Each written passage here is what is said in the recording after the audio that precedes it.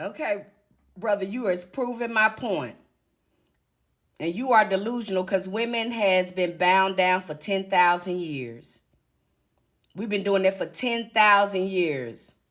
Dumbed down with the stuff that y'all told us about ourselves. And the divine feminine is going to rise. There's no way you can stop that. It's not up for debate.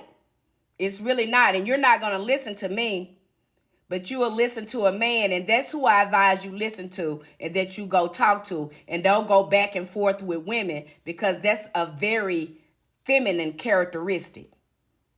That's a feminine characteristic. But I have something here for you so you can watch it. Because the goddess has got to rise. The feminine aspect got to rise. And I'm going to let you in on a little secret. If you don't think this thing about feminine, there's a lot of them in them realm.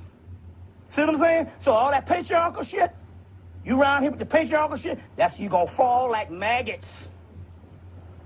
That's right. I'm telling you straight up, brothers. You got to get up all that shit. Because that's that religious aspect of 2,000 years.